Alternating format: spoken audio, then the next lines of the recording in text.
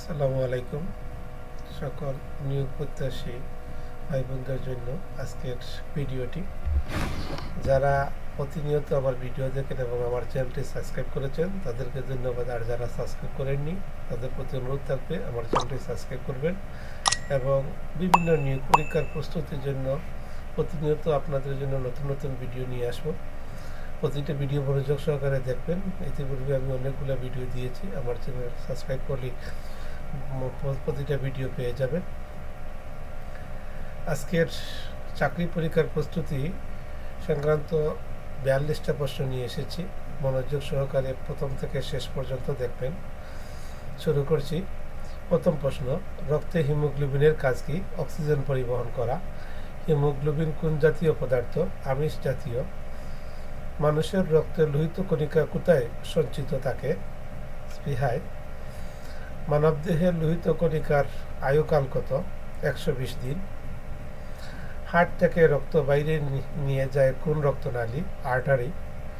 যে রক্ত গ্রুপে উভয় ধরনের অ্যান্টিবডি বা এজিবি তাকে বলে, সেটি হলো ও রক্ত গ্রুপ।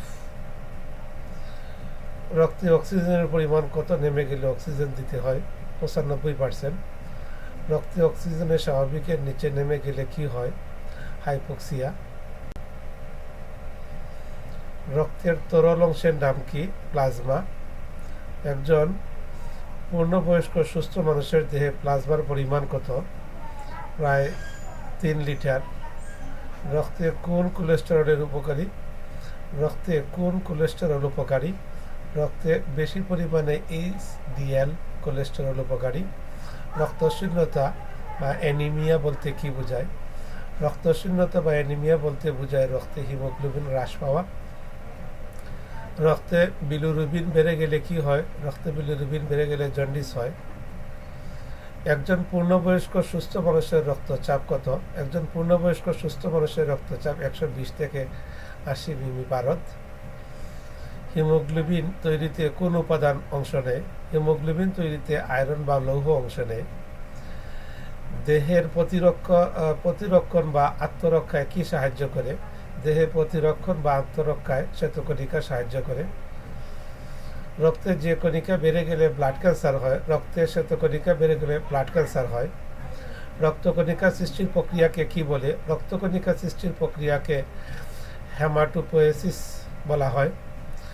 মানুষের রক্তচাপের প্রকারভেদ কয়টি? মানুষের রক্তচাপ 2 ধরনের হয়ে থাকে। রক্ত সংগ্রহের জন্য সাধারণত কোন শিরা ব্যবহার করা হয়? সাধারণত মিডিয়ান কিউবিটাল শিরা থেকে রক্ত সংগ্রহ করা হয়। রক্তে ক্যালসিয়াম নিয়ন্ত্রণ করে কোন হরমোন? থাইরোক্যালসিটোনিন হরমোন রক্তের ক্যালসিয়াম নিয়ন্ত্রণ করে। উচ্চ রক্তচাপের জন্য দায়ী কোন গ্রন্থি? উচ্চ রক্তচাপের জন্য অ্যাড্রিনালিন গ্রন্থি দায়ী। রক্তচাপ মাপার যন্ত্রের নাম কি? রক্তচাপ মাপার যন্ত্রের নাম সিগমোম্যানোমিটার। দেহকোষ রক্ত থেকে কি গ্রহণ করে? দেহকোষ রক্ত থেকে অক্সিজেন বা গ্লুকোজ গ্রহণ করে। আমিষ বলতে কি বোঝায়? আমিষ হলো অ্যামিনো অ্যাসিডের জটিল যৌগ। আমরা পরের প্রশ্নটি হচ্ছে, শর্করা জাতীয় খাদ্য কার্বন, হাইড্রোজেন এবং অক্সিজেনের অনুপাত কত? শর্করা জাতীয় খাদ্যে কার্বন, হাইড্রোজেন এবং অক্সিজেনের অনুপাত 1:2:1। কোষ্ঠকাঠিন্য দূর করতে কোন কার্বোহাইড্রেট সহায়ক? সেলুলোজ কার্বোহাইড্রেট কোষ্ঠকাঠিন্য দূর করতে সহায়ক। মানবদেহের দীর্ঘতম কোষ কোনটি? মানবদেহের দীর্ঘতম কোষ হল স্নায়ুকোষ বা নিউরন। জীবদেহের বিভিন্ন অঙ্গ গঠনকারী কোষগুলোকে কি বলা হয়? সোমাটিক কোষ। শ্বসনের মাধ্যমে কোষের যাবতীয় শক্তি উৎপাদন করে বলে মাইটোকন্ড্রিয়াকে কি বলা হয়? কোষের শক্তিঘর বা পাওয়ার হাউস বলা হয়। নিউক্লিয়াসকে কি বলা হয়? কোষের মস্তিষ্ক বা প্রাণকেন্দ্র বলা হয়। সাইটোপ্লাজমে অবস্থিত সবচেয়ে বড় অঙ্গাণু কোনটি? প্লাস্টিড। ফুল, ফল, বীজ ও রঙিন ও সুন্দর হয় কোনটির জন্য? ক্রোমোপ্লাস্টের জন্য। জীবদেহে কোষ বিভাজন কয় ধরনের ঘটে? জীবদেহে কোষ বিভাজন 3 ধরনের ঘটে, যথা অ্যামাইটোসিস, মাইটোসিস এবং মিওসিস। ক্ষতস্থানে নতুন কোষ সৃষ্টির মাধ্যমে ক্ষতস্থান পূরণের জন্য কোনটি অপরিহার্য? মাইটোসিস।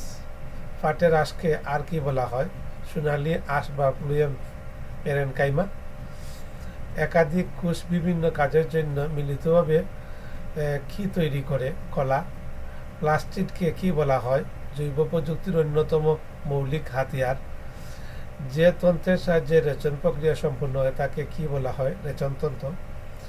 যেসব প্রাণী এক মানবদেহ থেকে অন্য মানবদেহে রোগ জীবাণু বহন করে তাদেরকে কি বলা হয়? ভেক্টর বলা হয়। নিষেক বা গর্ভধারণ প্রক্রিয়ায় গর্ভাশয় রূপান্তরিত হয়ে কিসে পরিণত হয়? ফলে পরিণত হয়। যেসব অণুজীব রোগ সৃষ্টি করে তাদেরকে কি বলা হয়? প্যাথোলজি বলা হয়। আজকের প্রতিটা প্রশ্ন বারবার দেখবেন, তাহলে আপনাদের প্রতিটা নিয়োগ পরীক্ষার জন্য অত্যন্ত সহায়ক। বিজ্ঞানের এইসব প্রশ্নগুলাই সাধারণত বিভিন্ন নিয়োগ পরীক্ষায় আসে। আমরা অনেক সময় সহজ প্রশ্ন মনে করে অনেক সময় ভুল করি, বারবার অনুশীলন না করার কারণে। আমার অনুরোধ থাকবে প্রতিটা নিয়োগ পরীক্ষার আগে অবশ্যই আপনারা ভিডিওগুলো বারবার দেখবেন, তাহলেই আপনাদের প্রস্তুতি ভালো হবে। আপনাদের প্রস্তুতির পাশে থাকতে পেরে আমি নিজেও ধন্য। আমার চ্যানেলটি সাবস্ক্রাইব এবং শেয়ার করে পাশে থাকবেন। আল্লাহ হাফেজ।